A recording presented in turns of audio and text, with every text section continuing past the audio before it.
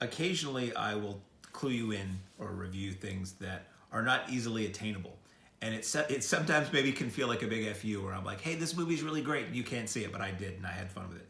This is maybe one of those. This is a film that if you're a horror fan, if you're a fan of 80s horror, you might have heard about. It is called, what is it called? It is called In Search of Darkness. I don't know if that's in frame or not. Is it getting any glare? Are you getting any glare on that? In Search of Darkness. It's a Blu-ray.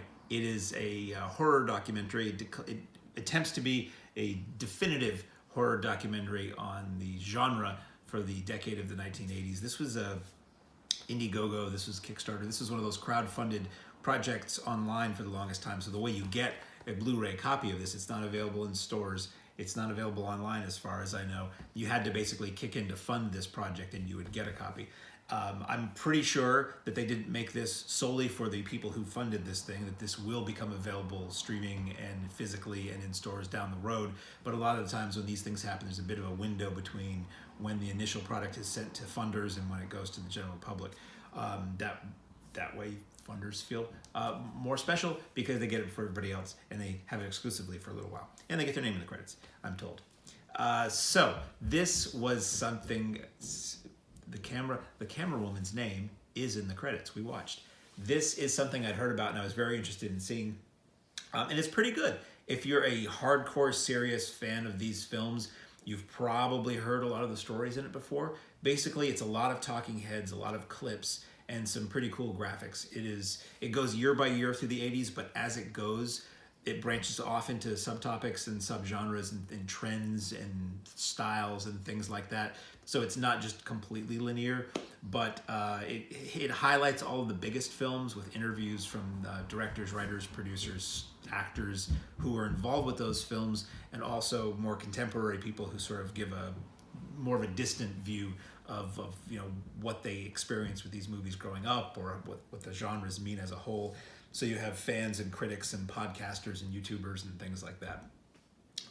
The roster of who's in this is pretty impressive.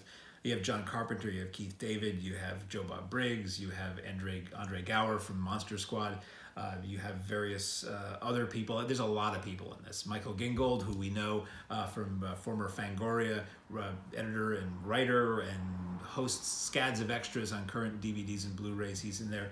And it's a lot of people who were there, which is pretty cool. So to hear Caroline Williams talk about her experience in Texas Chainsaw 2, or talk about, or to hear Barbara Crampton talking about that scene in Reanimator. A lot of these are stories you've probably heard before if you go to conventions and you've met these people, or if you've watched DVD extras or Blu-ray extras and commentaries. It's not all completely fresh, but it's very bite-sized. It's very long. It's 3.5 hours, 3 hours, somewhere in there. We split it up a little while we were watching it to stop for meals and bathroom breaks and things like that. But I was never bored by it. It seems to move right along. It doesn't obviously go tremendously in depth to any one film because there's a lot of ground to cover. You only have so much time. We were watching one of the extras, which is it's odd. It's a commentary, but it's not played over the film. It's an hour or so of the people who made the film talking about it as a separate feature. And they said the original cut was 5 hours long. And this is the kind of thing that I think in this day and age of streaming and it's not commercial TV and it's not certainly going into theaters. I think a longer length is fine. There was, to my taste, there was a Three Stooges documentary recently that was done by Mo Howard's son, and that was 9 hours, and that was presented as though it was prepared for TV, but it's video, and you watch it as you go. So I think, who knows, maybe one day we'll see In Search of Darkness come out on a Netflix or something as the full length, as a streaming thing. I would be interested in that because everybody in it has interesting things to say, funny stories that I had or hadn't heard. They got the rights to, or maybe they didn't, and that's why it's not out on video. They use a lot of clips from the films to illustrate what they're talking about. Famous scenes, famous lines, different looks and moments that really help a lot more than some documentaries that might just use a still or just, you just take their word for it. They avoided major spoilers in some sense, which was nice for certain movies because I always feel like, everybody watching this may not have seen all these movies before.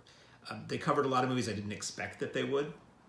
They get into the Psycho sequels from the 1980s, which I quite liked for the most part.